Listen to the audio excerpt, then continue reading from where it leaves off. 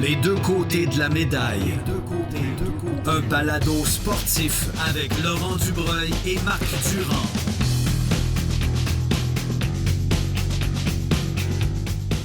Les deux côtés de la médaille, édition de février, début février 2025. Mon nom est Marc Durand, je suis avec Laurent Dubreuil comme d'habitude. Salut Laurent. Salut Marc, comment ça va? Ah ben ça va très très bien. Moi, le moment que je préfère, je pense dans ma semaine, c'est lorsque j'ai la chance de te côtoyer quelques minutes comme ça à parler de sport olympique et de tes performances aussi, parce que tu arrives d'un gros week-end de Milwaukee, n'est-ce pas?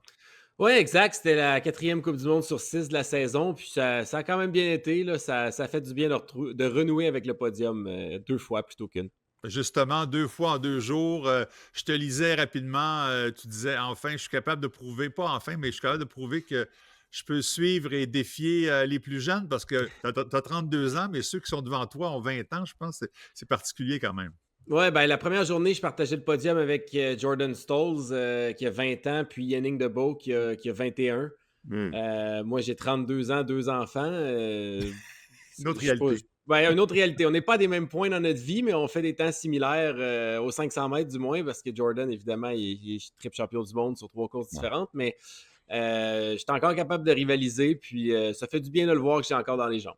Absolument. Alors, ça te donne confiance. Je sais que tu avais été blessé il y a quelques semaines et tout ça. Tu revenais d'une blessure et là, je pense que tu es parti pour le dernier stretch de la saison, c'est ça? Exact. J'avais une blessure à l'aine cet automne. J'avais pas pu patiner pendant presque un mois, puis j'avais dû faire l'impasse sur la 2e Coupe du Monde. C'est parfaitement remis, c'est derrière moi. Puis, tu sais, d'être sur le podium 2 fois en 2 500 mètres à 1 mois et demi des championnats du monde, c'est là où je veux être pour lancer la fin de la saison. Puis, les écarts sont vraiment petits. Tu sais, à Calgary, la semaine avant, j'étais 5e à 7 centièmes du Polonais qui a fini 3. Puis ce même Polonais-là, il a fini 4-4 à Milwaukee, donc 2 fois juste en arrière de moi qui a fini 3e. Puis les 2 fois, c'était à moins de 10e également. Donc, tu sais, c'est d'un bord ou de l'autre, c'est un clignement d'yeux qui détermine la médaille ou non. Mais si j'ai une bonne course, je suis assez confiant que j'ai les jambes pour rivaliser. Et parlant de Polonais, ça se passe chez lui, donc pour la prochaine Coupe du Monde, c'est ça? Exact. On part en Pologne dans une dizaine de jours, puis de la Pologne, après ça, on va aux Pays-Bas pour la dernière Coupe du Monde de la saison, puis après ça, en Norvège directement pour le championnat du monde. Après ça, j'ai une dernière compétition en Pologne, pas une Coupe du Monde, mais une dernière compé de 100 mètres, en fait, aux Pays-Bas. Donc, c'est un voyage de près de 5 semaines. Là. C'est le dernier long coup à donner, gros coup à donner de la saison. Puis après ça, je peux revenir relaxer là, dans le off-season avec mes enfants, ma famille. C'est bon. Mais il n'y aura pas de off-season pour nous. On parle de sport olympique, bien sûr. Exact. Là, on est à 1 an, presque jour pour jour, avec les prochains Jeux à Cortina, en Italie. Je veux bien que tu es fébrile un peu là, de penser que dans 1 an, presque jour pour jour, tu seras des cérémonies d'ouverture. Oui, j'ai vraiment hâte. C'est sûr que je suis concentré pleinement sur la saison en cours avant de penser à ça. Mais c'est fou en vieillissant à quel point les cycles olympiques passent plus vite. J'ai l'impression que j'étais au jeu à Beijing.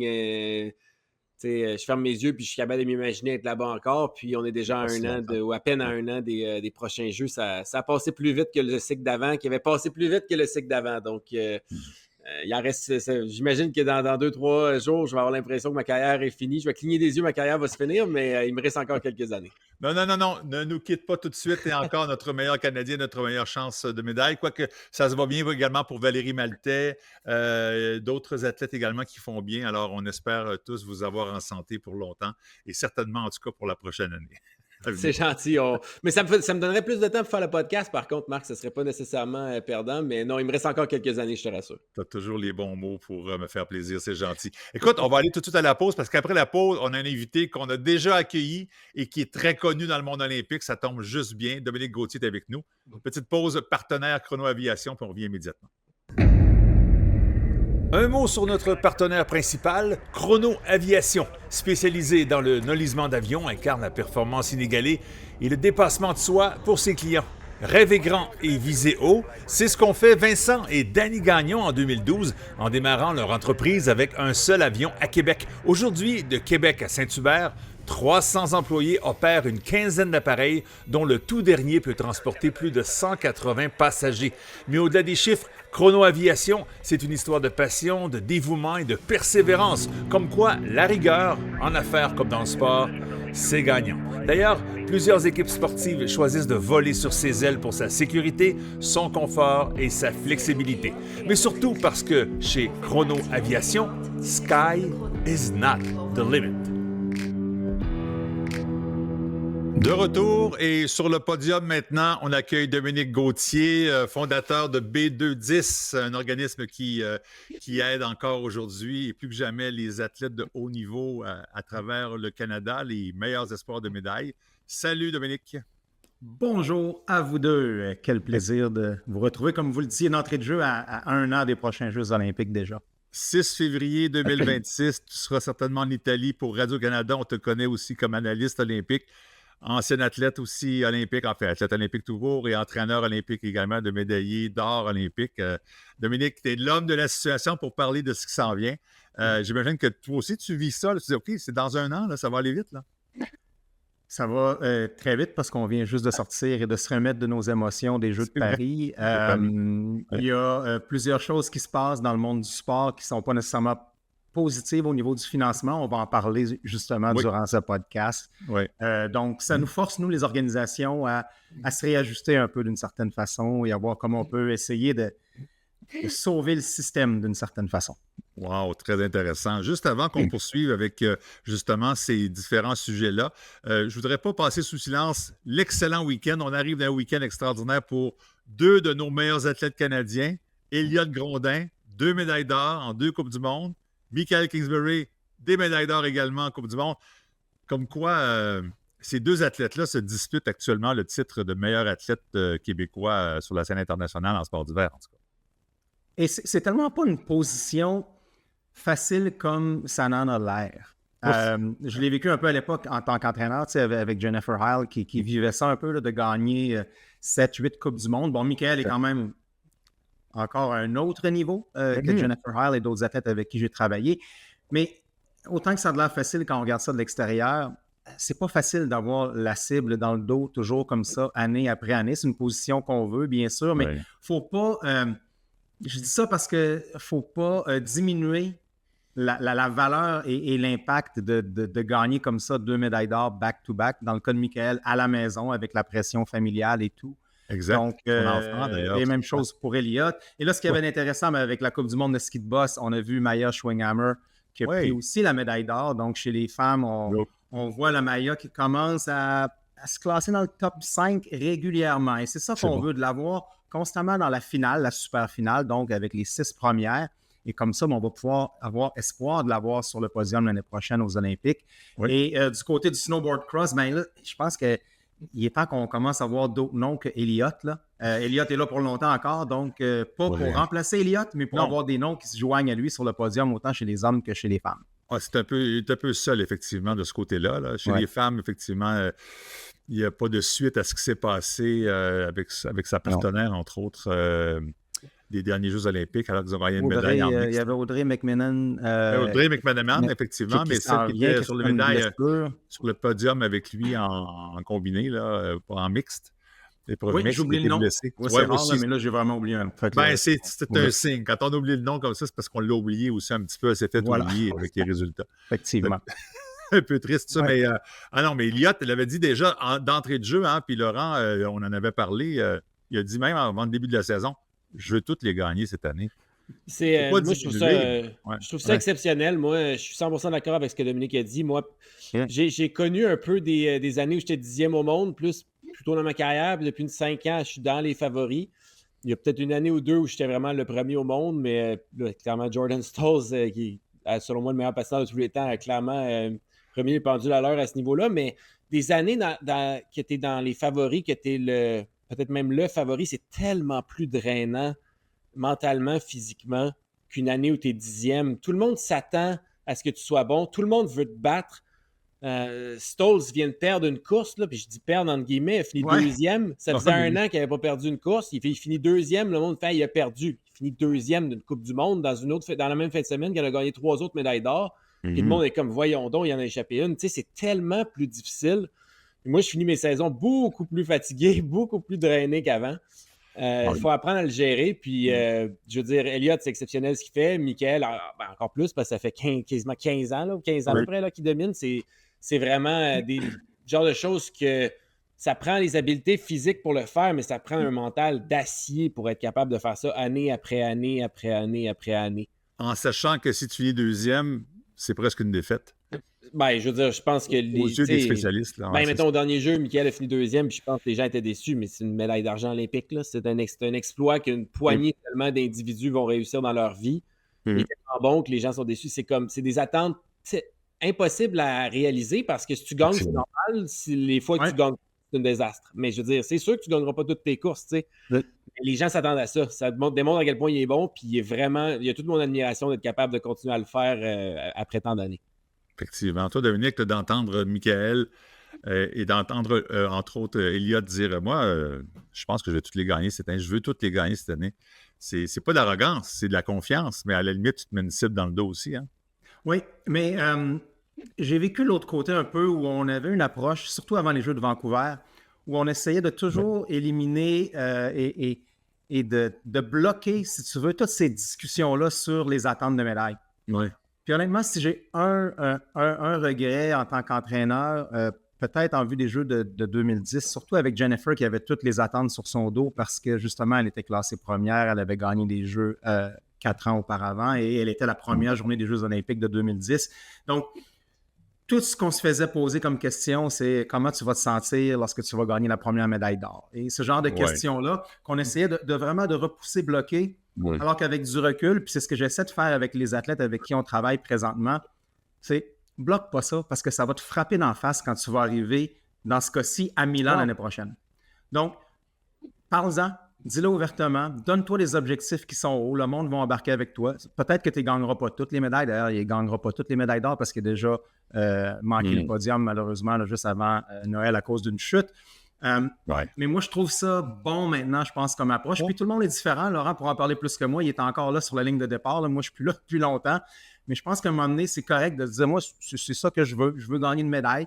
Comme ça, au moins, quand les médias t'approchent, tu n'essayes pas juste de mettre sur des œufs, éviter inévitablement, puis on va t'en parler de toute façon, right? Alors, Laurent, dans un an, est-ce que tu vises une médaille? Oui, moi, je vise une médaille, assurément. Est-ce que je vais la gagner? Je ne sais pas, mais c'est mon objectif. Puis je ne mentirais pas que si j'en gagne pas, je risque d'être déçu. Puis c'est ce que je fais à chaque Coupe du Monde. On me demande, tu sais, qu'est-ce que tu t'attends? Ben, je m'attends à gagner une médaille. Je sais que j'en gagnerai pas 100% du temps. Mais je veux dire, sur une bonne course, généralement, je suis capable d'être dans les 3 meilleurs. Puis quand je ne le suis pas, je suis déçu. À Calgary, j'ai fini 5e, j'étais déçu. Milwaukee, j'ai fini 2 fois 3e, j'étais satisfait. Je n'étais pas over the moon, là, si vous me permettez l'expression. J'étais juste satisfait. J'ai fait de la job, j'ai gagné ma médaille.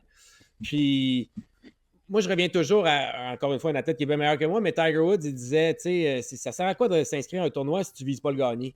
Puis, et au golf, c'est impossible de tout gagner ces tournois-là. Tu n'as pas juste à battre un adversaire une couple de fois, il faut que tu battes le field au complet, les 150 gars. Fait que, tu sais, Tiger Woods, qui est, selon moi, le meilleur golfeur de tous les temps, gagné un tournoi sur 3 dans sa carrière à peu près.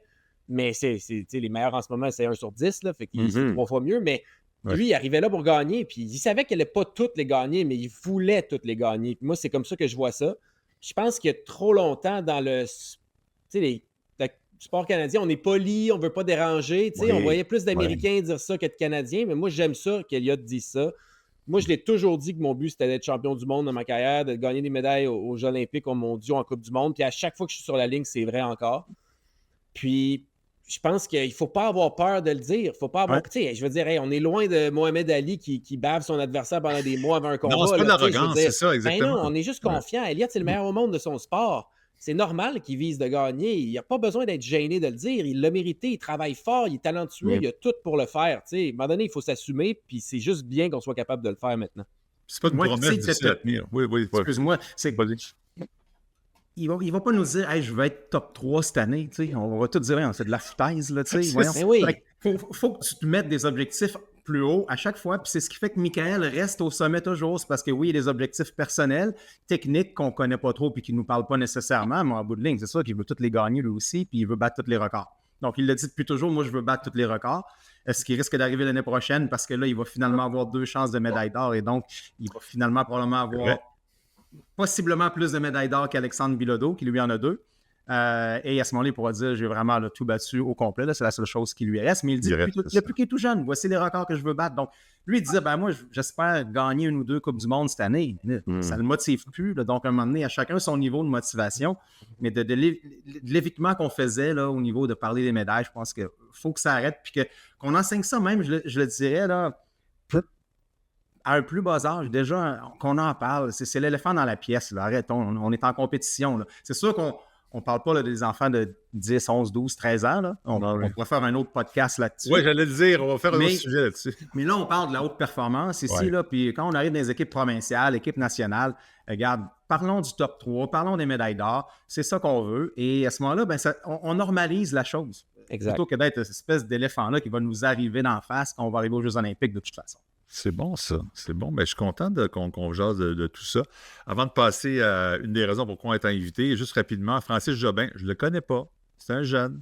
Le gars a gagné médaille d'or en street, en snowboard aux X Games. Là, il a gagné sa première Coupe du Monde en slopestyle. Ouais.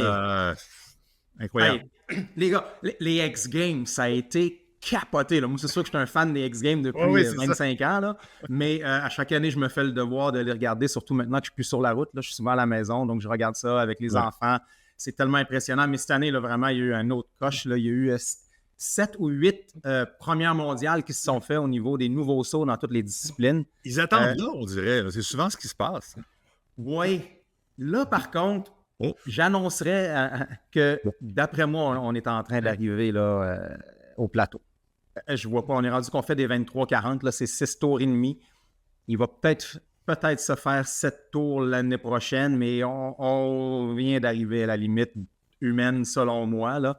On va faire plein d'autres trucs avec des grabs, on va amener du style.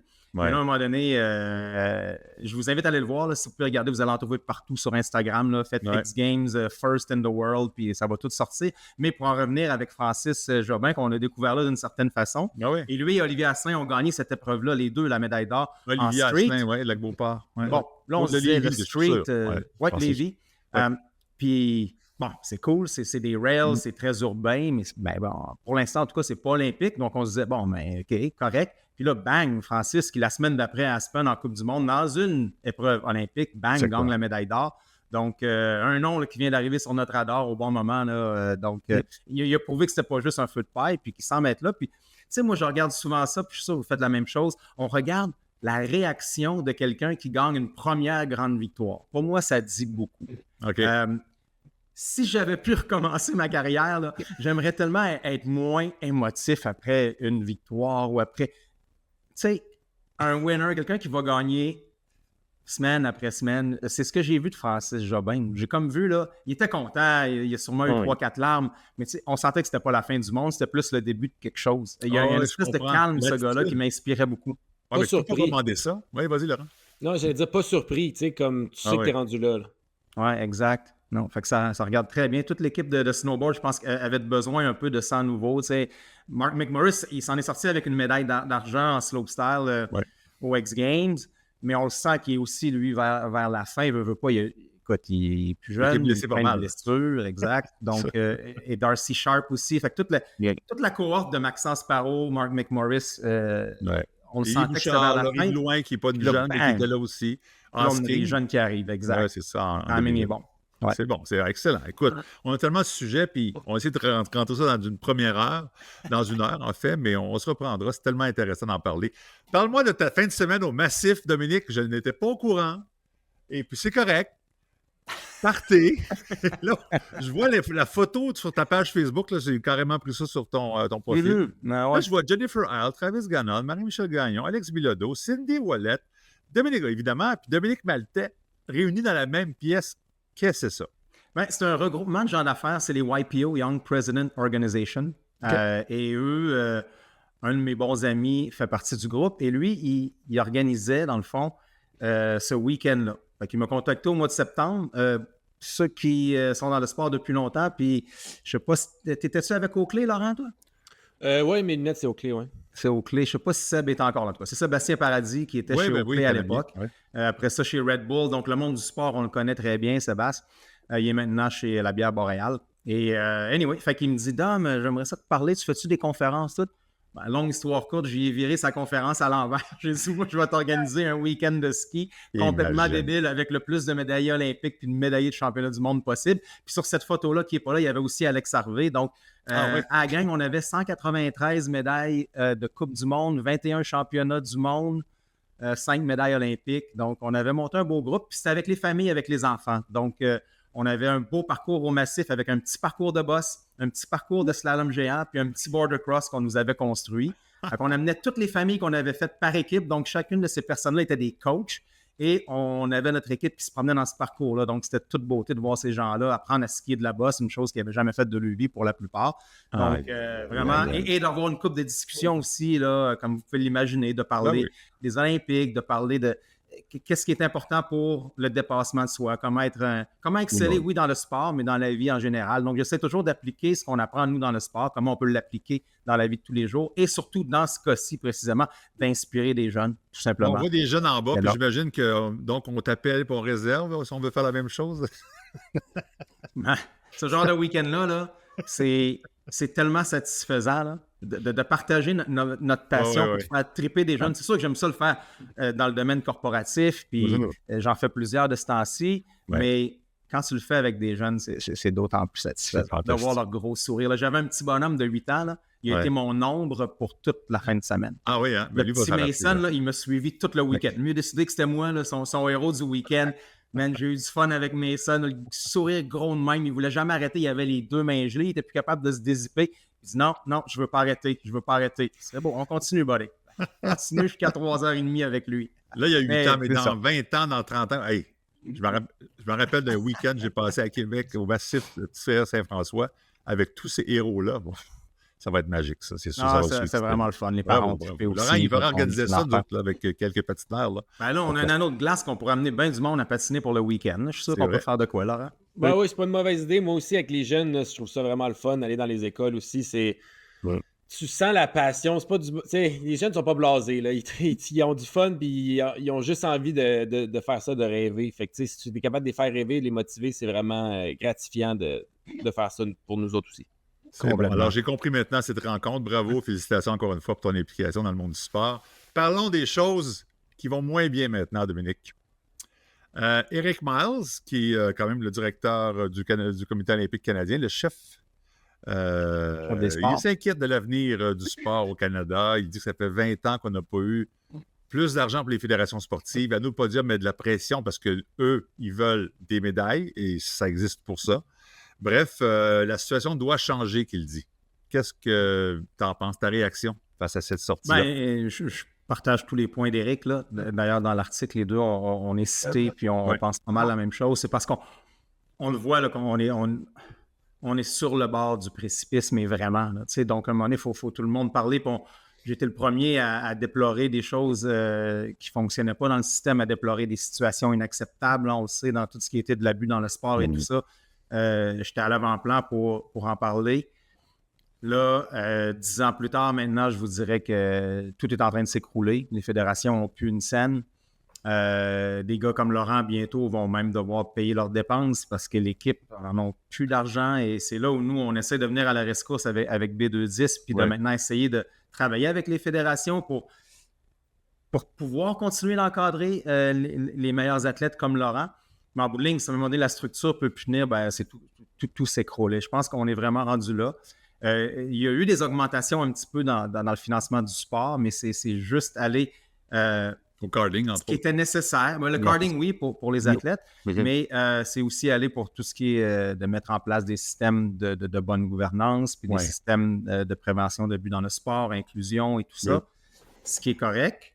Mais ça c'est plate, là, mais ça ne change rien pour le pipeline des athlètes qui s'en vont vers le sommet, mais du bas jusqu'au haut. Parce que ce qui est pour moi important dans ce qu'on disait dans les médias avec cette nouvelle-là, c'était que le monde comprenne qu'on dit ça haut et fort, puis on se bat pas juste maintenant pour les athlètes olympiques.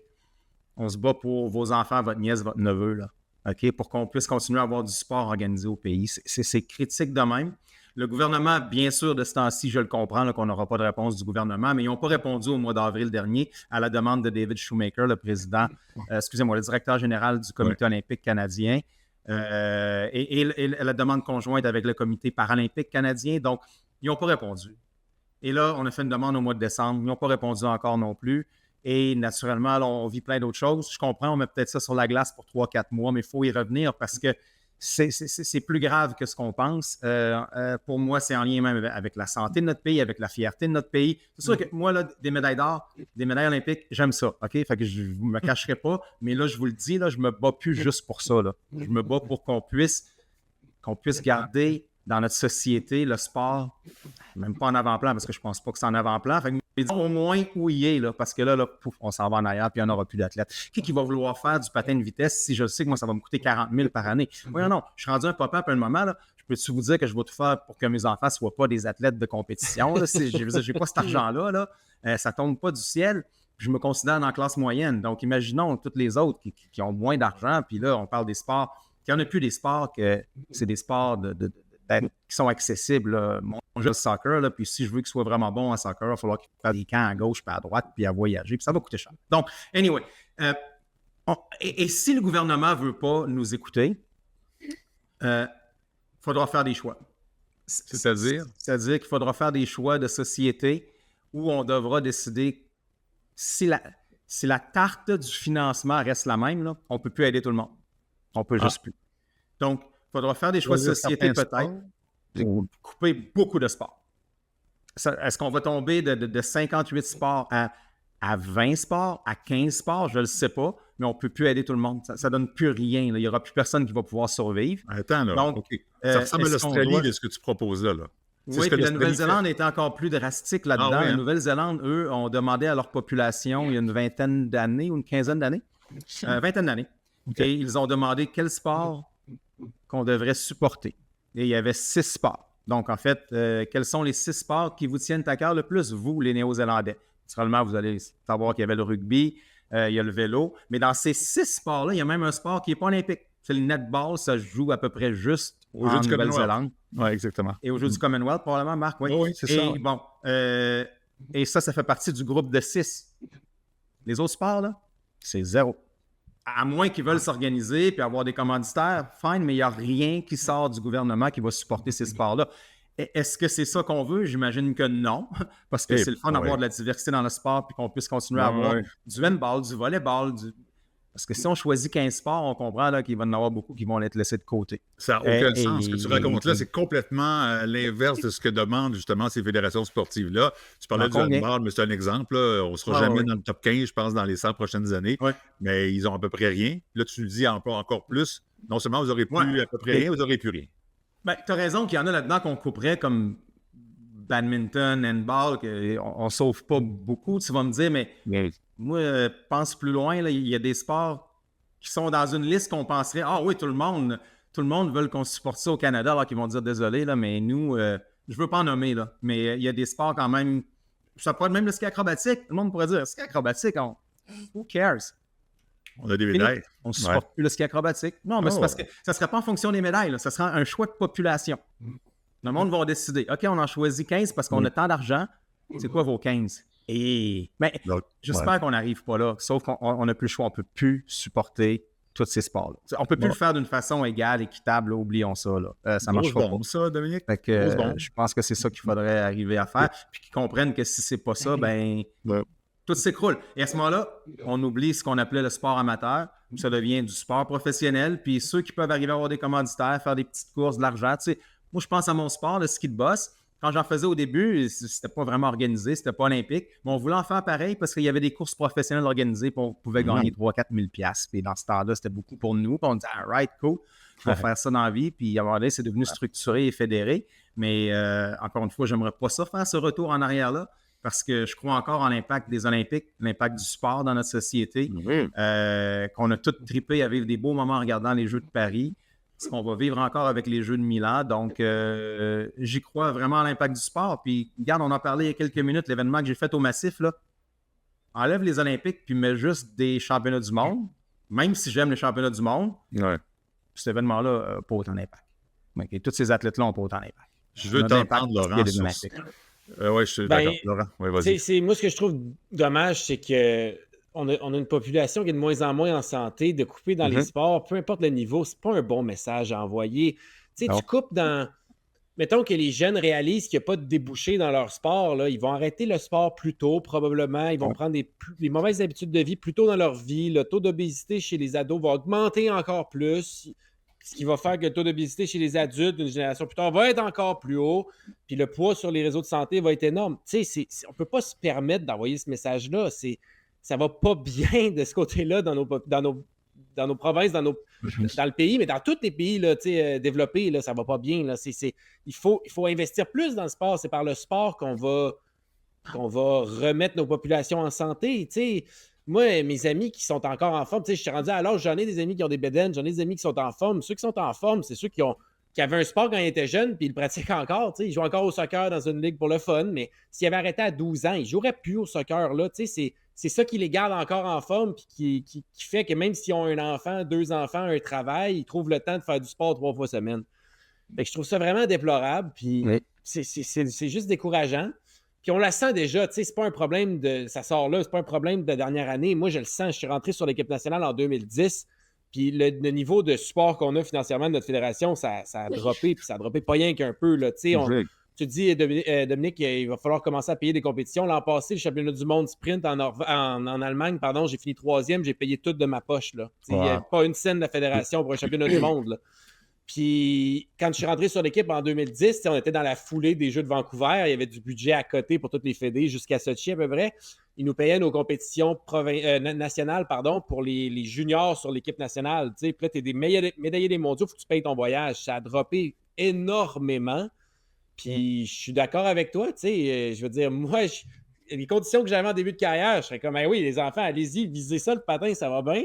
Maintenant, je suis comme, allez-y, mais trouvez-vous des bons commanditaires ou un travail à temps partiel pendant vos études parce que c'est difficile d'arriver. Mais pourquoi j'ai l'impression, excuse-moi si j'interviens ici, mais c'est 2 affaires différentes. Viser une médaille aux Olympiques, ça prend de l'argent, ça prend une supervision particulière, ça prend un paquet de choses, ça prend les meilleurs entraîneurs. Mais faire du sport pour le plaisir, c'est une autre affaire. Pourquoi c'est ensemble? Je ne comprends pas ça. Pourquoi c'est pas séparé tout ça? Je ne sais pas si ça se fait ailleurs dans le monde, comment ça fonctionne ailleurs. Est-ce que le Canada est rendu là?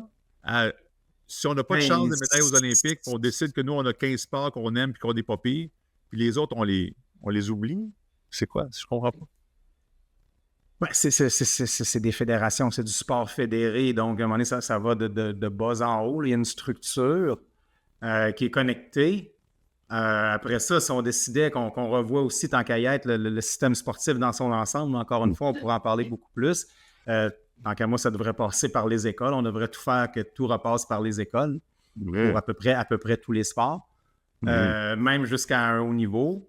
Et après ça, tu as la structure peut-être de compétition qui, elle, vient s'en occuper. On le voit dans plusieurs sports aux États-Unis avec la NCAA, exact, qui est l'organisme de développement d'une certaine façon pour plusieurs sports. Pourquoi on ne pourrait pas juste augmenter les budgets?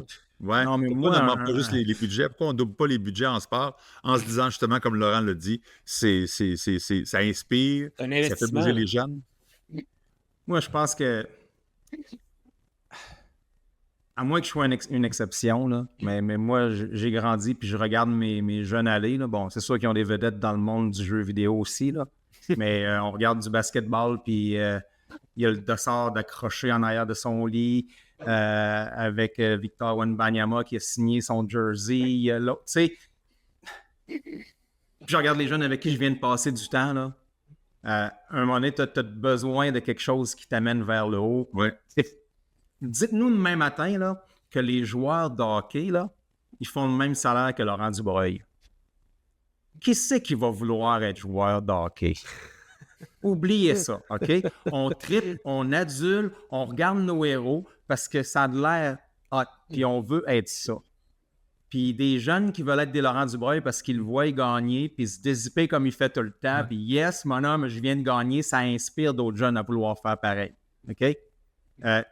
Il y a de quoi, là? Il y a une synergie qu'on a de besoin. Pour moi, c'est relié. Si on n'a plus cette aspiration-là, c'est le fun de jouer au ballon prisonnier, là, mais jouer au ballon prisonnier pendant 30 ans, il n'y a personne qui fait ça parce que c'est du ballon prisonnier. C'est du sport d'école. À un moment donné, tout redevient un peu, j'exagère peut-être, là, mais Il n'y a plus de club s'il n'y a pas d'aspiration à quelque chose de plus, tant qu'à moi. Là. On peut tout faire du ski, c'est sûr, là, mais se mettre dans un club de ski, si tu n'as pas des aspirations à être un Éric Guay ou à être une Marie-Michel Gagnon, Tu perds ton temps. tu sais, on vient les voir gagner à Kitzbühel, les boys, là, 1 et 3. Tabarnouche, OK, ça vient-tu te craquer le monde, tu penses, toi? J'ai la chance, j'habite dans l'Ouest, comme vous le savez, puis j'étais à Whistler tous les week-ends. Il y avait un méchant buzz là, dans le club, parce qu'ils sont les deux associés au club de ski de Whistler. Vous auriez dû voir les jeunes qui en parlaient, qui tripaient. Tu sais, il y a de ça. C'est peut-être pas toute la population, puis c'est vrai que la population du Canada change aussi. Hein? Puis c'est pour ça que les gouvernements sont peut-être tièdes un peu. C'est qu'on a beaucoup de nouveaux arrivants. Le sport, peut-être que ça a plus sa place dans notre société. Mais moi, je ne veux pas être dans cette société-là. J'y crois pas, puis j'en veux pas. Ça a sa place. Pour la santé, comme Laurent l'a dit, c'est sûr. Puis la fierté une fierté, aussi. une aspiration, un sentiment d'appartenance. Ce qu'on a vécu avec Vancouver, je me répète comme un vieux pépère là, qui reparle encore des jeux de 2010 tout le temps, mais c'est parce qu'il faut vivre ça à quelque part, tant qu'à moi, en tant que société. Tu sais. Je vais te dire, j'ai un parallèle que j'ai fait récemment avec les amis. Je dis, là, on vit avec l'histoire des tarifs américains, une fierté canadienne, une unité canadienne qu'on n'a pas vue depuis les Jeux de Vancouver en 2010. Il y avait à peu près juste le sport qui nous réunissait comme ça s'est passé en 2010, puis là, on le sent un petit peu.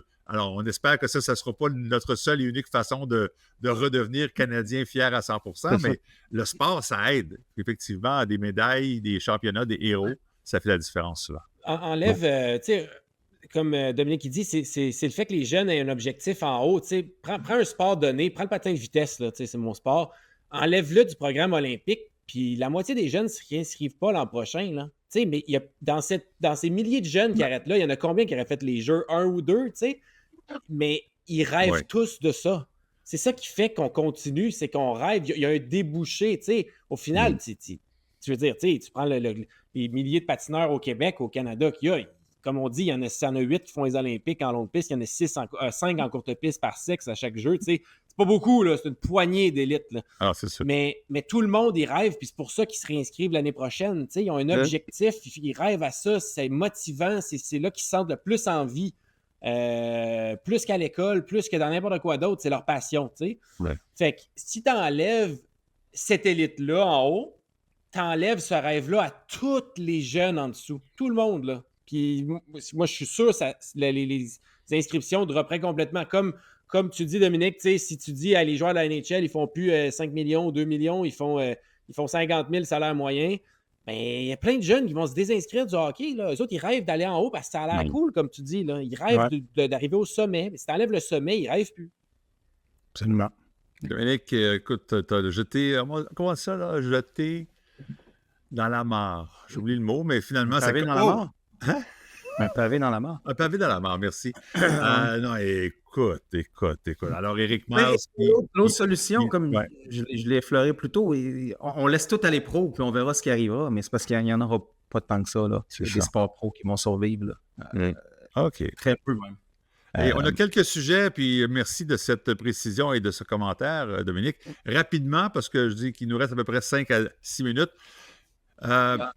On parle du Canada qui pourrait avoir des performances de moins en moins bas dans les prochaines, mais en tout cas, pour l'instant, ça semble tenir la route parce que selon un site Total Olympic, on fait le tour des différentes médailles obtenues dans des épreuves olympiques lors des championnats du monde entre 2022 et les prochains Jeux olympiques.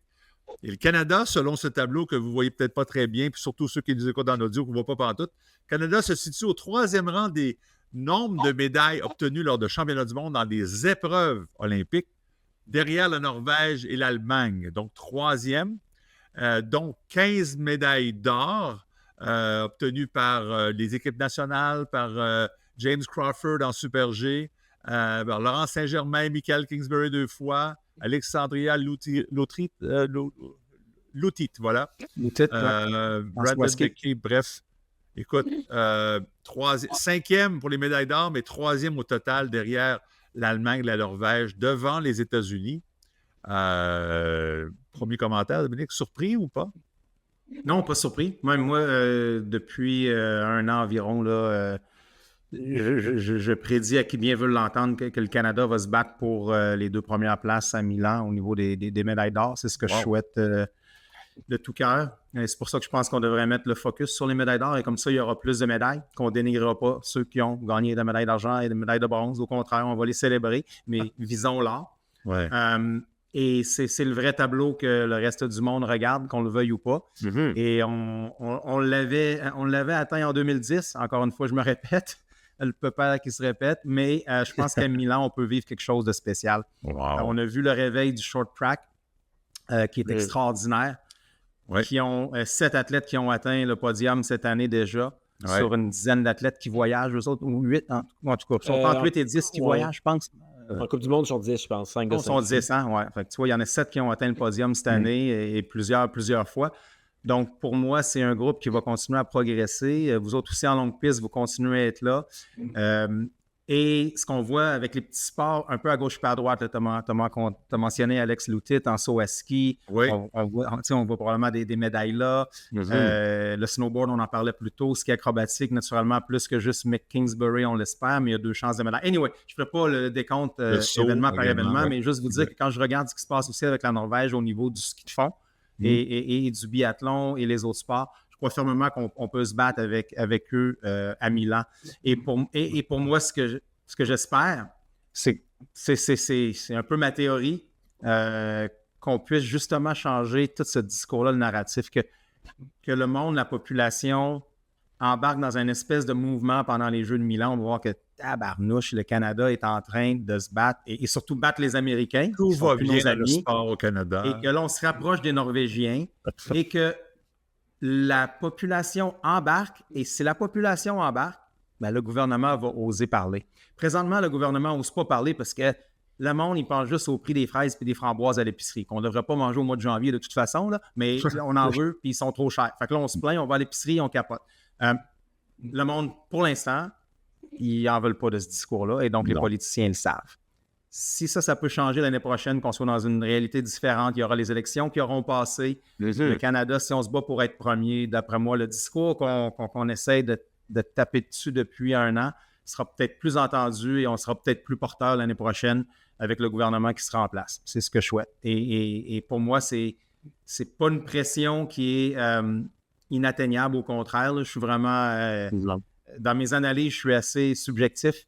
Naturellement, il y a toujours des exceptions, puis il y a des belles surprises, puis des déceptions. J'ai hâte de voir ton podium, tes pronostics pour l'an prochain déjà, en 1 an des Jeux, mais habituellement, tu nous fais cette surprise-là à quelques jours des Jeux.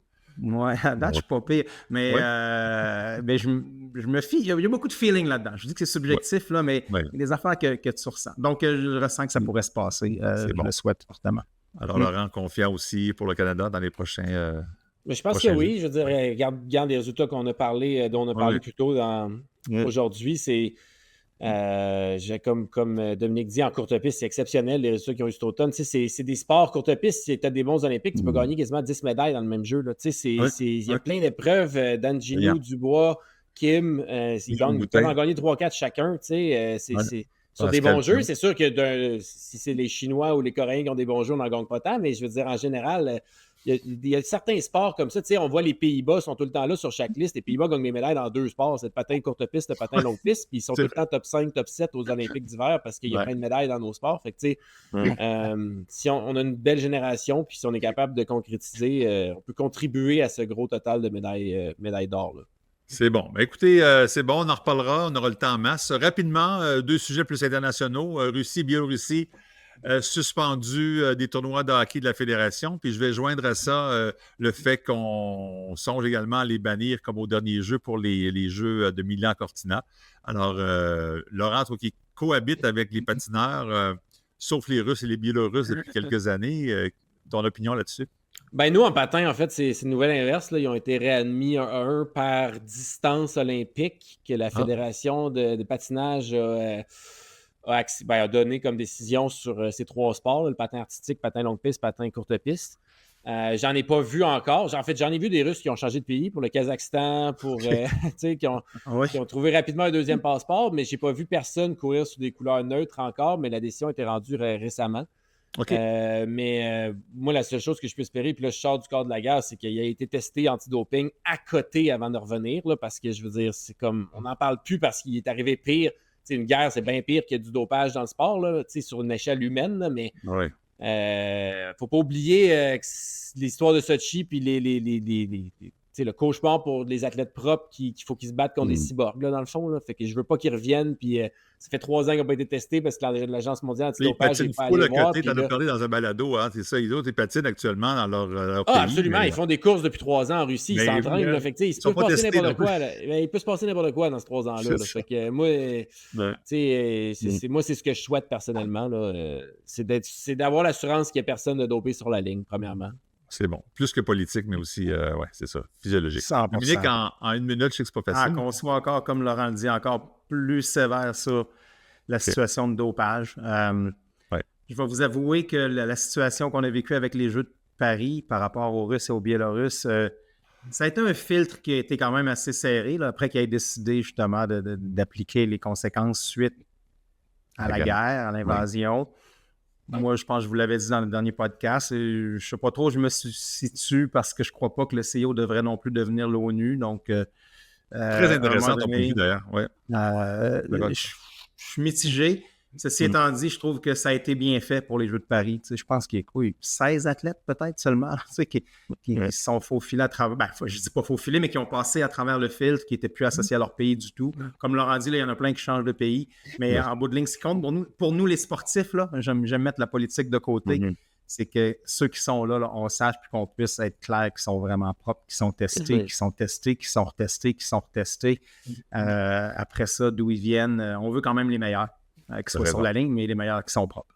Excellent. Ben, merci beaucoup, Dominique Gauthier. Bravo pour ce que tu fais et ce que tu nous dis également. Puis merci de ta participation volontaire au balado. C'est très apprécié. Super plaisir. Je vais en faire à tous les jours si vous voulez parler de sport avec vous autres. On retient ça. Laurent, bonne chance. Tu pars dans les prochains jours. Bonne chance, Laurent. Oui, merci les gars. Oui, je pars dans une dizaine de jours, comme on avait dit, pour la Pologne. Mais le décalage horaire, on peut le gérer, Marc. On va se reparler pendant le voyage. Ça, c'est bon. Et je suis déçu d'une chose, Laurent, c'est que tu n'as pas ta tête fromagée sur la tête. Semble-t-il que tu avais reçu ça avec tes podiums à Milwaukee. Oui, exact. Milwaukee, qui est un grand producteur de fromage aux États-Unis. Fait que comme les fans des Green Bay Packers peuvent le savoir, ou les fans de la NFL, mais non, mais ça ne rentrait pas dans mes valises, en fait. Fait que c'est mes parents qui étaient venus me voir patiner, qui les ont ramenés. Puis je les ai pas revus depuis. On n'est pas sur le même vol, fait que je les ai pas revus depuis que je suis revenu. Fait que mais une chance, j'en ai gagné 2 parce que sinon les enfants se seraient chamaillés. Mais j'avais averti Rose, j'avais dit Rose, si je vois vous chicaner si j'en gagne un, le chapeau, puis je vois vous chicaner, je le donne à votre cousine. Fait que on aurait été correct. Voici une belle éducation. Merci beaucoup tout le monde et puis on se revoit très très bientôt. Bye bye. Salut les gars. Bye.